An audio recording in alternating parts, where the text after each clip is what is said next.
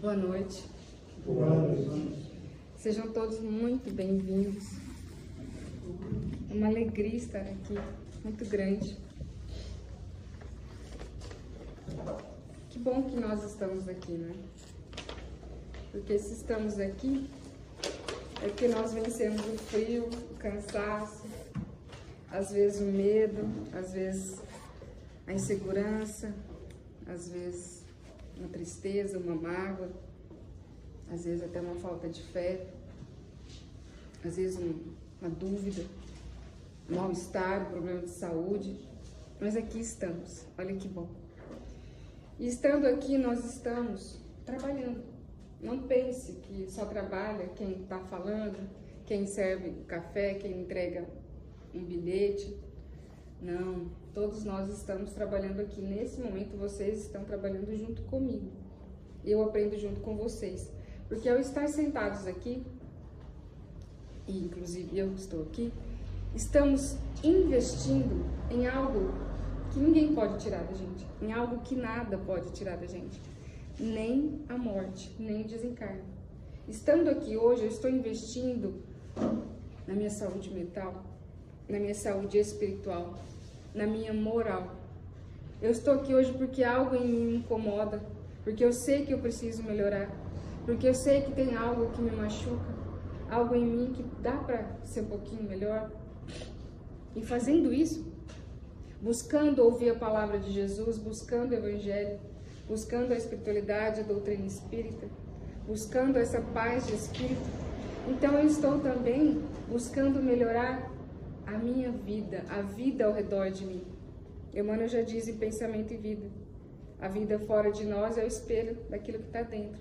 Então, se eu estou buscando me melhorar, se eu estou buscando investir em algo que nada pode tirar, tudo à minha volta e todos à minha volta serão beneficiados com isso.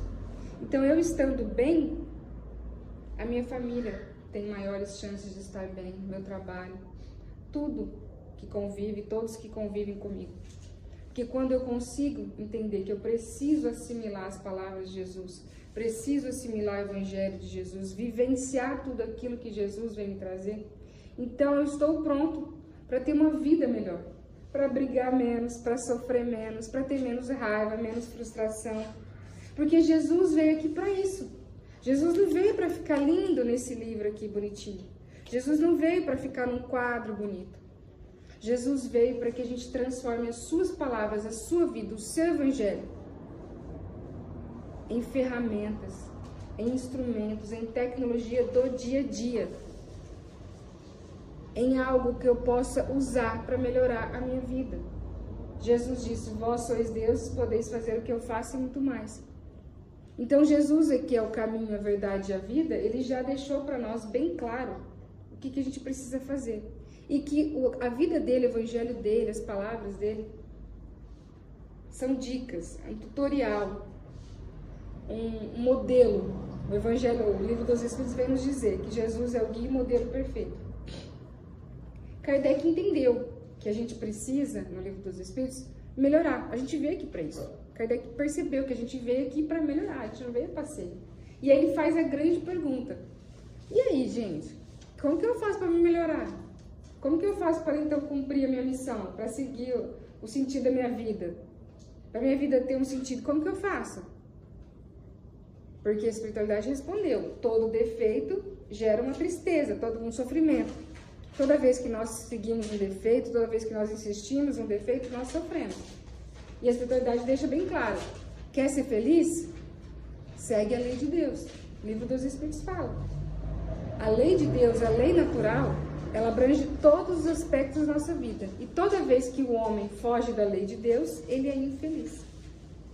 E se todo defeito gera uma infelicidade, então todo defeito é uma fuga da lei de Deus. A espiritualidade falou, quer ser feliz? Segue a lei de Deus. E aí Kardec falou, legal, mas eu sigo a lei de Deus como? Como que eu faço?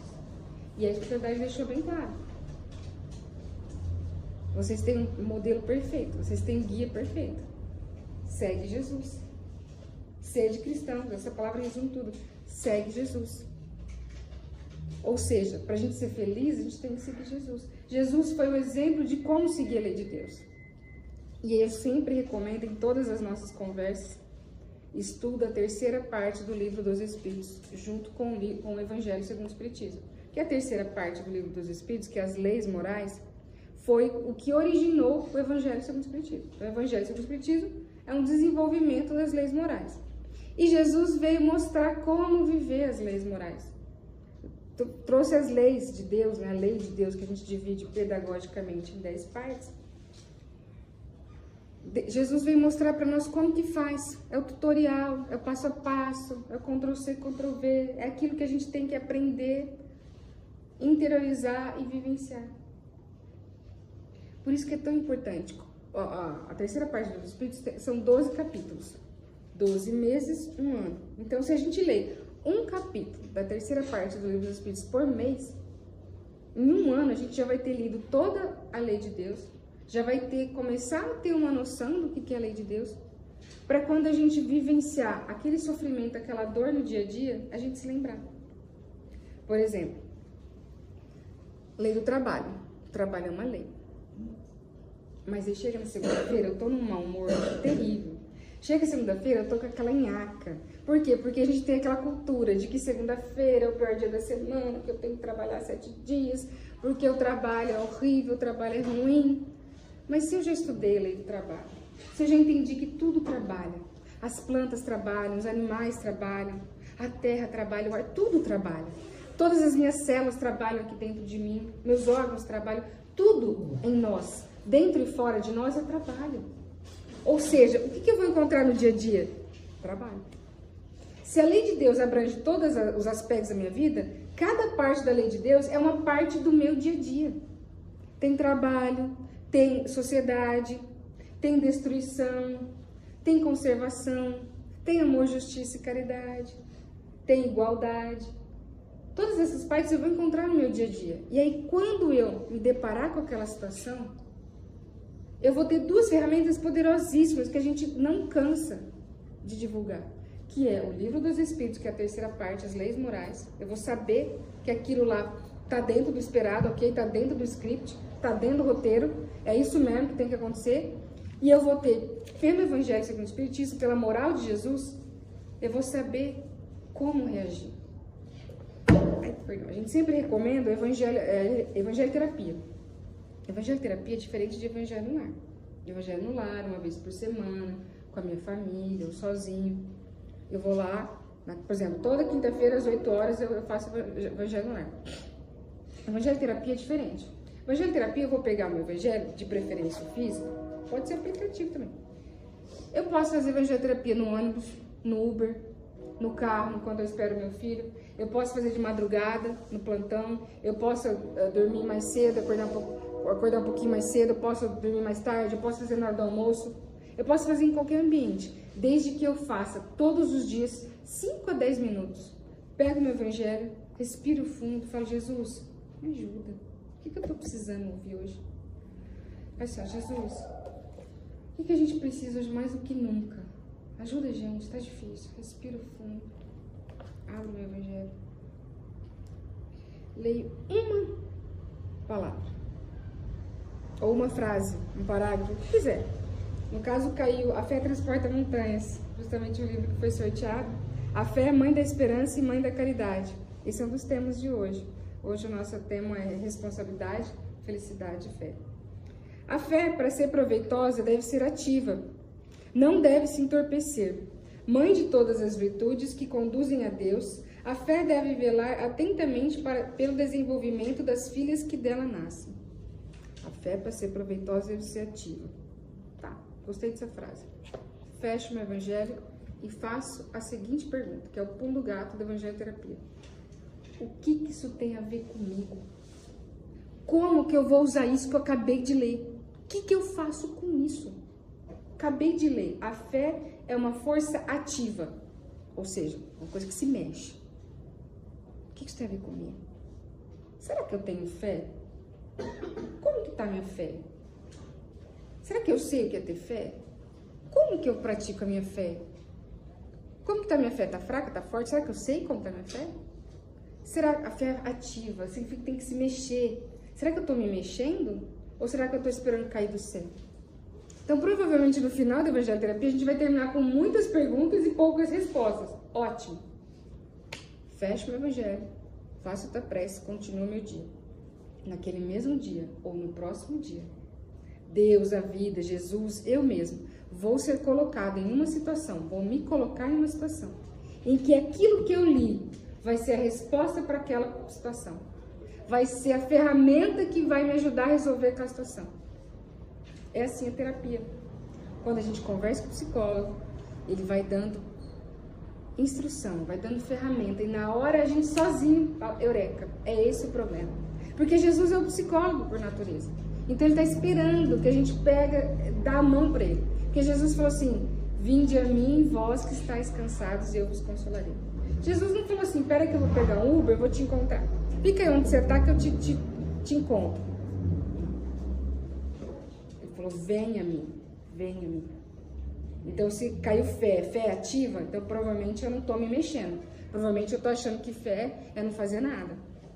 E aí com certeza, naquele dia, no próximo, eu vou perceber que aquilo que eu li responde àquela dúvida que eu tô tendo faz tempo. Aquela situação que eu tô sofrendo faz tempo e não tô entendendo como que sai dela. E se a gente fizer isso todo dia, um pouquinho, 5 a 10 minutos por dia, lê o Evangelho, faz a reflexão, como que eu vou usar isso, o que isso tem a ver comigo, como que isso se encaixa na minha vida, principalmente quando cai da paciência. Pode ter certeza que um pouquinho por dia, eu converso com Jesus, reflito, converso comigo mesmo. É extremamente terapêutico e é extremamente eficaz, é um pouquinho por dia. É aquele tijolinho todo dia que a gente coloca na construção. Porque às vezes a gente tem essa impressão de que para ter fé, para crescer, para evoluir, para superar aquele problema que eu tenho, aquela situação difícil, eu tenho que mover a montanha. Em algum momento eu vou mover a montanha. Mas eu tenho que pelo menos me colocar de frente dela, acreditar que eu posso, ir devagarinho. O Livro dos Espíritos fala na questão 919, que é aquela do autoconhecimento, que a gente erra todo dia um pouquinho. A gente não tropeça numa montanha, a gente tropeça nos pedregulhos. A Bíblia fala, cuidado com as raposinhas, que são elas que por baixo vão acabando com a sua colheita, com a sua plantação. É pouquinho, todo dia eu tropeço um pouquinho aqui, eu erro um pouquinho ali, porque eu não parei para refletir, como fala a questão 919. Porque eu entrei no modo automático. O modo automático eu chamo de boleto, Netflix, iFood e casa limpa. A gente só se preocupa com isso. Pagar a conta, comer, se entreter, limpar a casa e dorme. Pronto, a gente só faz isso. E aí passa um dia, passa outro dia, a gente só fez isso. Às vezes a gente até vem no centro, mas entra no modo automático. Eu faço tudo aqui no centro do mesmo jeito que eu fiz ontem, eu não vou refletindo. E aí quando vejo, já passou uma semana, um mês, um ano, 10 anos, passou a encarnação e eu não cumpri o meu papel. Eu não assumi a responsabilidade da minha encarnação. Eu não tomei propriedade dela. Joana de Ângeles nos diz assim, a tua felicidade é possível, creia nessa realidade e trabalhe com afinco para consegui-la. A felicidade não vai cair do céu. E felicidade não é estar o tempo todo feliz, o tempo todo bem. É a plenitude, é a certeza de que você está fazendo o seu melhor. O homem de bem, no Evangelho nos fala do homem de bem. O homem de bem hoje é melhor do que ontem. O capítulo nos fala isso sobre o homem de bem. Só que, como que eu estava ontem? Eu sei como que eu estava ontem. Como que eu estava ontem? Eu não sei onde que eu estava ontem, eu não sei nem como eu sei hoje. Não parei para pensar. Entrei no modo automático. Então, o homem de bem, para ser melhor hoje do que ontem, tem que saber como ele estava ontem. A gente tem que ter uma referência. A gente tem que começar a assumir a nossa responsabilidade. Porque a gente vai culpando o governo, a gente culpa o clima, a gente culpa a mulher, o marido, o filho, o corpo. Porque eu tenho uma deficiência, porque eu tenho problema de saúde, porque eu trabalho muito. Porque eu sou pobre, porque eu sou rico, porque meus filhos dão trabalho, porque minha mulher é difícil, porque meu chefe não gosta de mim, minha mulher não quer que eu venha. E a gente vai arrumando desculpa. A gente vai terceirizando. Porque o Evangelho é muito difícil. Eu não entendo nada que está no Evangelho. O Livro dos Espíritos é muito difícil. E a gente vai terceirizando sem perceber. O Haroldo fala que o Espírito é muito esperto, porque aos poucos ele vai se trabalhando e aí a dificuldade, o defeito vai ficando sutil. O defeito vai ficando delicado e a gente não percebe. Aquele bruto, aquele grosso, a gente consegue trabalhar assim no primeiro momento, mas depois vai ficando refinado os nossos defeitos. E a gente vai arrumando desculpas para mascará-los. E a correria do dia a dia é a receita perfeita para a gente se afundar na cegueira, no egoísmo, no orgulho, na preguiça. Ah, não sou preguiçosa. Posso não ser preguiçosa nessa área, mas em outra área eu sou. Aí não fujo da responsabilidade, eu não fujo aqui, mas ali eu fujo. Mas cabe a mim conseguir começar a compreender por que eu estou sofrendo tanto. Porque já diz a frase, a dor é inevitável, mas o sofrimento é opcional. Que é exatamente a nossa mensagem daqui de hoje. O que mais sofremos no mundo? Não é dificuldade, é o desânimo de superá-lo. Não é aprovação, é o desespero diante do sofrimento. Não é doença, é o pavor de receber a doença. Não é aquele parente infeliz, difícil. É a mágoa de tê-lo na nossa família.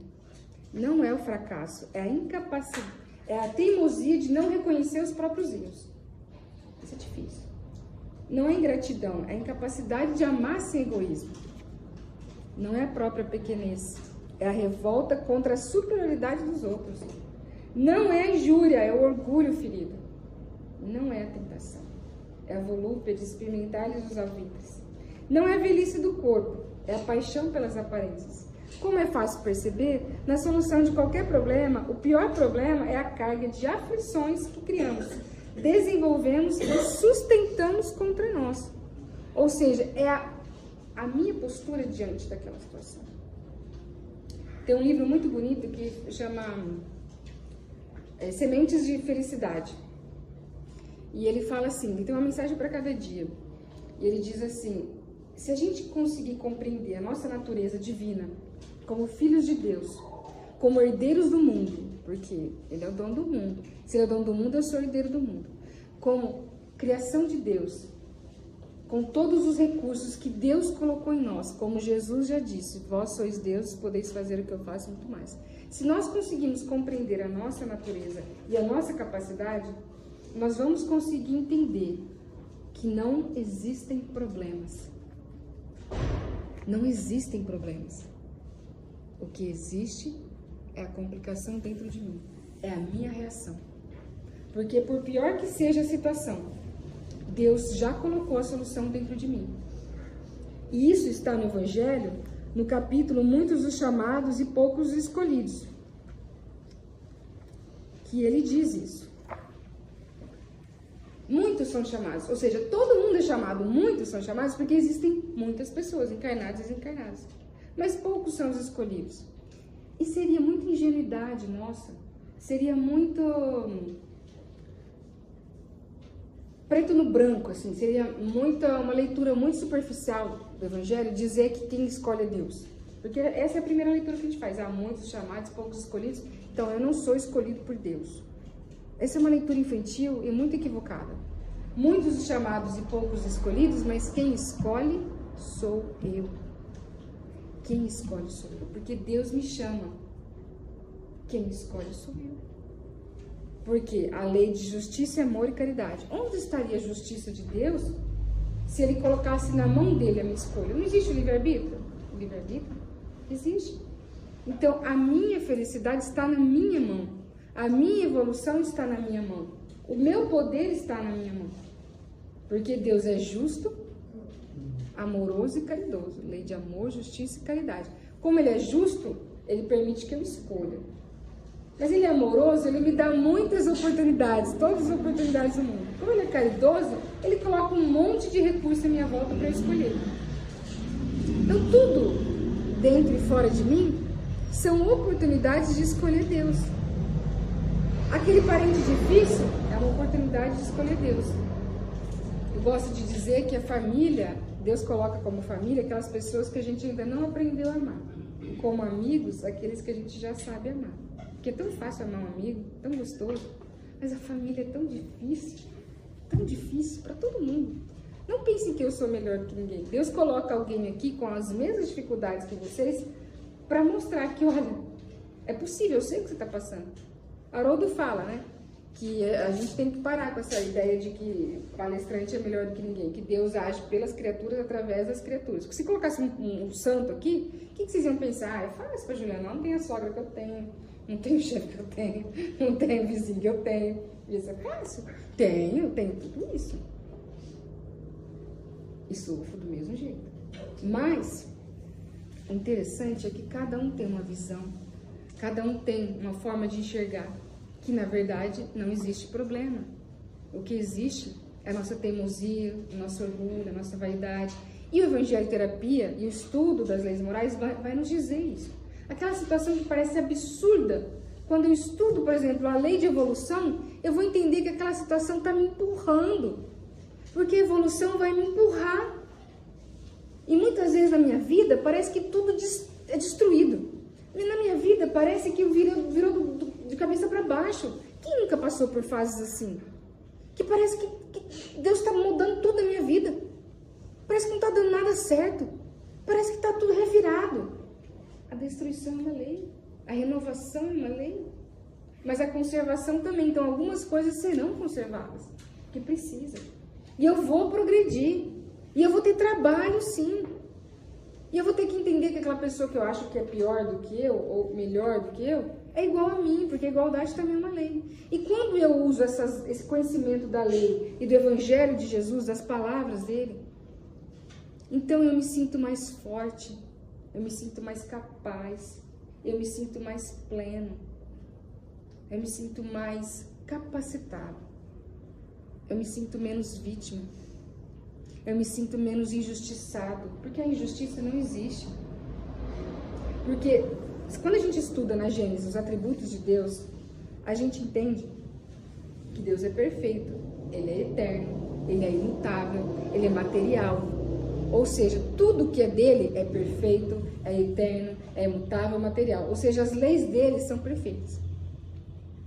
Deus sempre foi perfeito antes e depois de mim, antes e depois do meu problema. Então, tudo o que acontece comigo é um ato da lei de justiça, amor e caridade. Porque tudo que vem de Deus segue todas as leis dele. É algo complexo de entender, mas com o tempo a gente vai conseguir. Então, tudo que chega até mim está seguindo, está sendo regido, está dentro dessas leis. E está dentro da lei de amor, justiça e caridade. Então, mesmo a perda de um ente querido, mesmo esse acidente terrível que teve, tudo isso está dentro da lei de amor, justiça e caridade. Está dentro da lei do progresso, da evolução, do trabalho. Tudo. O que acontece é que a gente tem o Livro dos Espíritos, o Evangelho e toda a doutrina para nos explicar com detalhes pormenorizados como que isso funciona. Mas eu preciso estudar, eu preciso assumir a responsabilidade da minha vida. Eu preciso sair do modo automático. Eu preciso encontrar 5 a 10 minutos do meu dia para ler o Evangelho. Enquanto eu lavo uma louça, eu escuto uma palestra. A gente tem estudos maravilhosos na internet. Tem podcast, tem vídeo, tem entrevista, tem audiobook. Ah, Joana, mas eu não tenho acesso à internet. Tem uma livraria aqui que eu já vi aqui, ó, tem uns livros maravilhosos aqui que dá para ler enquanto almoça. Eu tô precisando fazer dieta, então eu como um pouco menos. Eu aproveito e leio um livro na hora do almoço. Eu leio um pouquinho. Ah, dá para ler uma página, tá bom. De alguma coisa. Então, quando a gente quer, a gente consegue. Por quê? Vós sois deuses, podeis fazer o que eu faço e muito mais. Mas é mais fácil falar que eu não tenho capacidade. É mais fácil falar que é muito difícil. É mais fácil falar que eu não sou capaz, que eu sou muito jovem, que eu sou muito velho, que eu sou muito doente, que eu tenho muita conta, que eu tenho uma família difícil. Enfim, é muito mais fácil arrumar desculpa. Difícil é quando a gente assume a responsabilidade. E assumir a responsabilidade faz parte da evolução. A cada encarnação a gente é capaz de melhorar um pouquinho. A gente precisa sair do papel de vítima. A gente precisa sair do papel de coitadinho. E a gente precisa sair dessa preguiça, que às vezes a gente tem preguiça, a gente quer se entregar ao cansaço do corpo. A gente quer acreditar que aquela situação é maior do que eu. E sem perceber, a gente acaba não colocando em prática tudo aquilo que a gente vê aqui no centro. Tudo aquilo que a gente vê no Evangelho. no livrinho da felicidade fala: creia no poder de Deus, não vacile, ore com determinação, ande para frente. Sua esperança é sua salvação. Porque todo aquele que já tem se lhe dará ainda, e estará na abundância, mas para aquele que não tem, se lhe tirará mesmo que tem. São Mateus capítulo 18, Evangelho segundo o Espiritismo capítulo 18. Ou seja, aquilo que eu tenho, eu vou continuar e vou ter cada vez mais. Ah, Juliana, mas... E aquilo que eu não tenho, eu vou ter cada vez menos. Ah, Juliana, mas onde que está a justiça disso? Então Deus vai tirar de mim? Se eu já não tenho, Deus vai tirar? Lembra que Deus é o gestor por excelência. Toda e qualquer habilidade, toda e qualquer faculdade, toda e qualquer capacidade vem de Deus. A arquitetura vem de Deus. A física vem de Deus. Todas as ciências e todas as artes que a gente conhece vem de Deus. Nós somos cópias, né? Imagem e semelhança dele. Então, Deus é o gestor por excelência. Ele não vai perder uma oportunidade. Só porque você não quer, só porque você não sabe, só porque você não está afim, só porque você não se tocou, só porque você acha que você não é capaz. Deus não vai perder a oportunidade. Ele é o gestor por excelência. E quem assistiu Nosso Lar 1 e 2, ou quem leu os livros, sabe que existe uma programação. A nossa vida aqui, muita gente pagou nosso cheque para estar aqui, muita gente pagou nossa fatura para a gente estar aqui. Tem uma programação. Tem pessoas por trás, desencarnadas, que estão contando com a nossa atitude.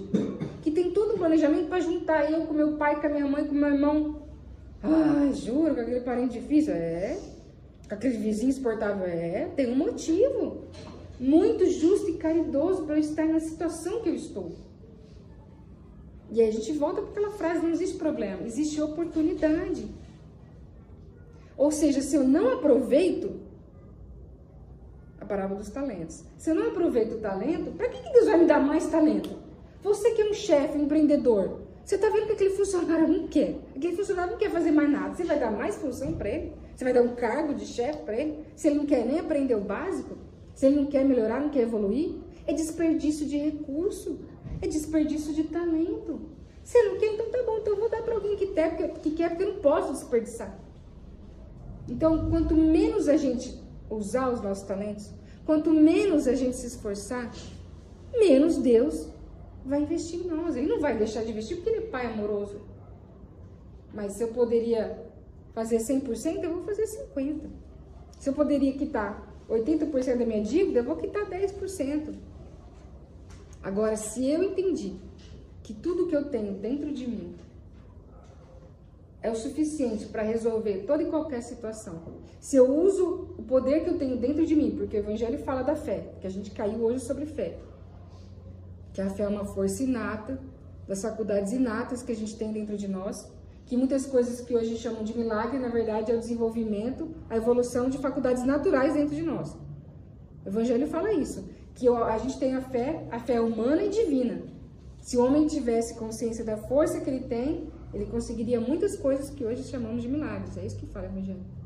A gente tem poder dentro de nós. Nós somos energia pura. Estuda um pouco de anatomia para ver a perfeição que é o nosso corpo. Como funciona tudo perfeitamente. Certinho dentro de nós. Estuda física quântica para ver como que tudo se mexe, como que a gente tem energia. O próprio filme Matrix, nós somos pilhas ambulantes. Quem é médium sabe a energia que tem dentro.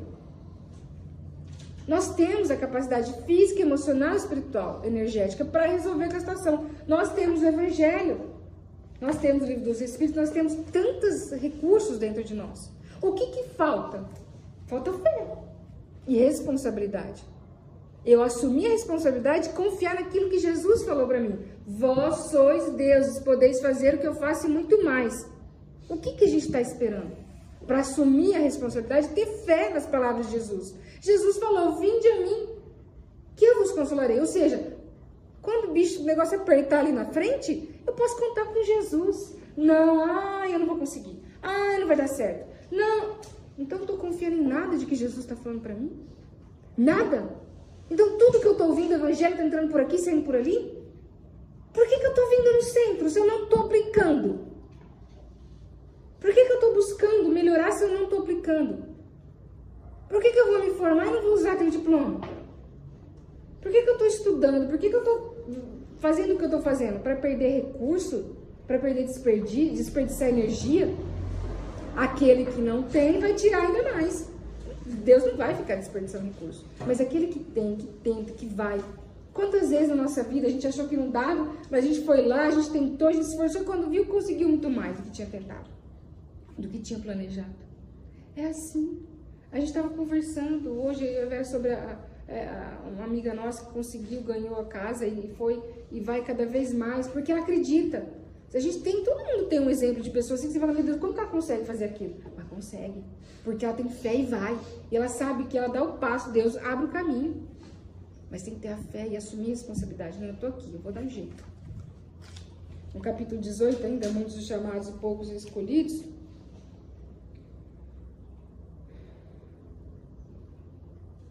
Jesus fala assim, no caso no Evangelho fala assim: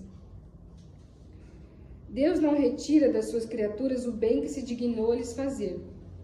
Homens cegos e surdos, abri as vossas inteligências e os vossos corações, vede pelo vosso espírito, ouvi pela vossa alma, e não interpreteis de maneira tão grosseiramente injusta as palavras daquele que se faz resplandecer aos vossos olhos a justiça do Senhor. Não é Deus quem retira daquele que havia recebido pouco.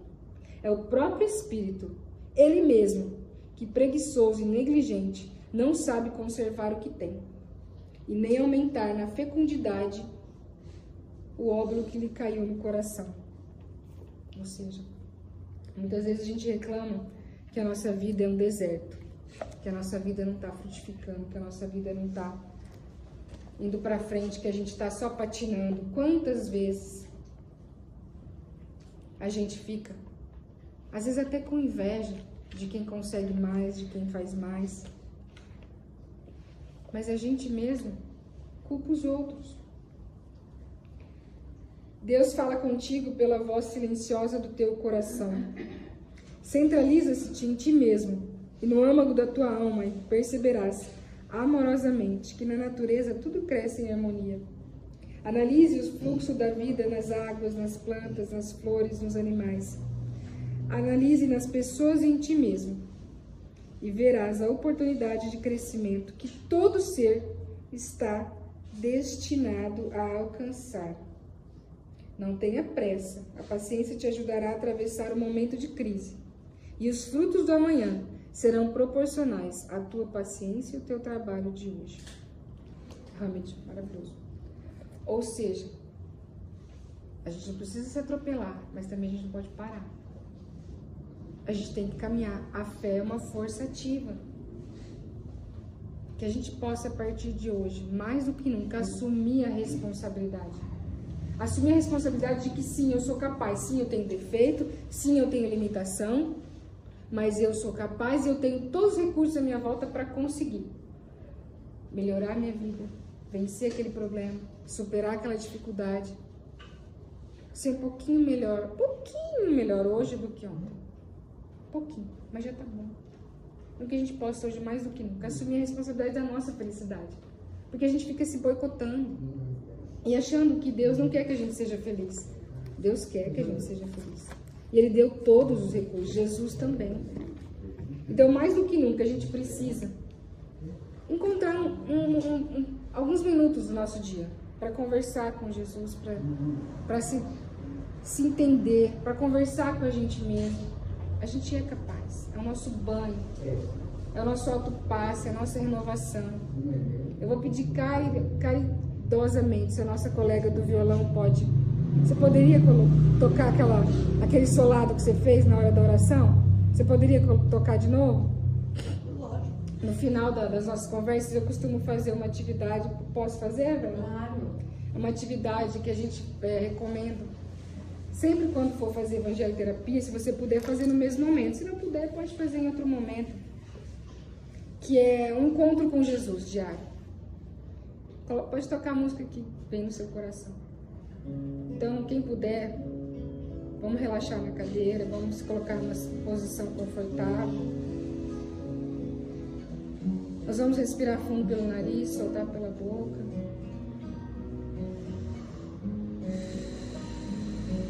Quem sentir a vontade pode fechar os olhos. Vamos respirando fundo. Vamos mentalizar uma praça bem bonita. Nessa praça, nós vamos sentar no banco. Vamos começar a observar que nessa praça tem muitas árvores,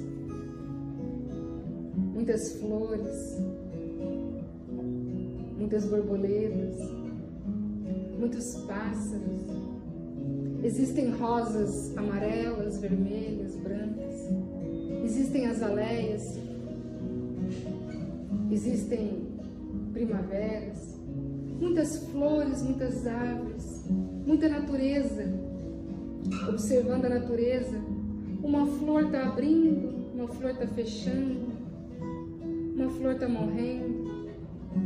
Eu vou observando cada fase da natureza e eu vou sentindo como se a natureza me abraçasse, me beijasse. E eu vou observando a beleza da vida pelas cores da natureza. Quando eu percebo, alguém senta do meu lado no banco. Quando eu olho do lado, eu vejo que é Jesus.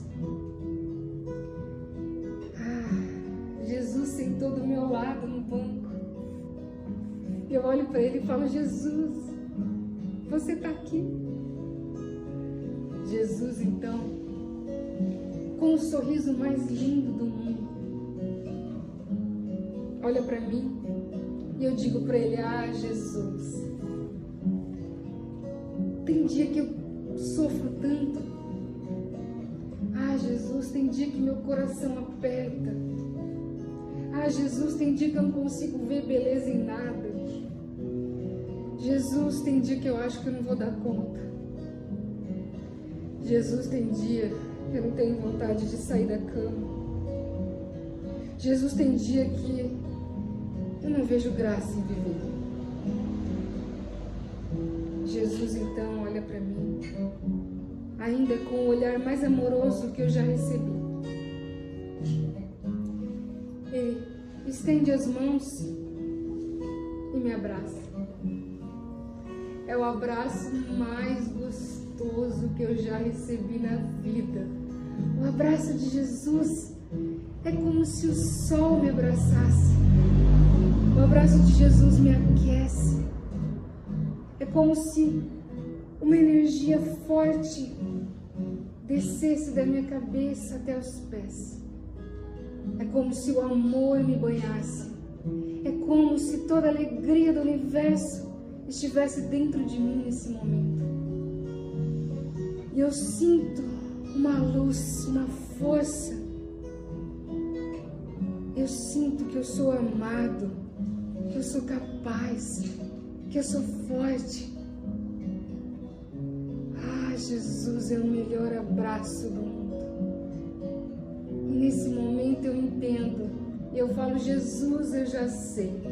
Quando eu estiver com o coração apertado, basta te abraçar, basta te encontrar, basta abrir o meu coração para você. Jesus, então, com um sorriso aberto, me beija a testa, minha mente se acalma. E Jesus então estende os braços e me oferece um presente. Quando eu olho para as mãos de Jesus, Ele segura o seu evangelho. E eu, com um sorriso aberto, falo: Jesus, já sei. Vou te encontrar todos os dias com o seu evangelho, com esse abraço. Jesus então, sorrindo, feliz como aquele professor quando o aluno entende a lição, me dá mais um abraço apertado e caminha por essa praça. E eu vou com o coração feliz, agradecendo a Deus a oportunidade de lavar a minha alma de encontrar Jesus. Eu vou agradecendo a Deus, porque sei que eu posso encontrar Jesus todos os dias e me banhar de amor e alegria. Eu vou agradecendo a Deus e vou mentalizando as pessoas que eu mais amo nesse mundo e mando amor para elas. Desejo a elas que elas recebam esse abraço de Jesus. Vou mentalizando os meus familiares, amigos e vizinhos. Vou mentalizando o meu trabalho, a minha casa. Tudo aquilo que antes me afligia, eu mando esse amor, essa energia, esse abraço de Jesus. E eu vou agradecendo a mim mesmo, porque hoje, mais do que nunca, eu descobri que eu sou capaz de encontrar Jesus todos os dias e me renovar, me transformar, me amar. Ah, meu Deus, obrigada por essa oportunidade. Eu vou agradecendo a Deus. Muito obrigada, meu Deus. Muito obrigada. Eu vou respirando fundo, voltando para minha cadeira, voltando para os ceareiros. E assim, todo dia nós podemos fazer. Colocar uma música suave, conversar com Jesus, abraçar, ler o seu Evangelho, se sentir como nós realmente somos, capazes, fortes. Obrigada, meu Deus, por essa oportunidade. Obrigada a cada um de vocês. Muito obrigada. Eu desejo a cada um de vocês que hoje, mais do que nunca, eu junto, a gente tome posse do nosso poder divino, nossa herança de Deus, de transformar a nossa vida. Que Jesus nos abençoe, que Jesus nos ilumine hoje e sempre. Que assim seja.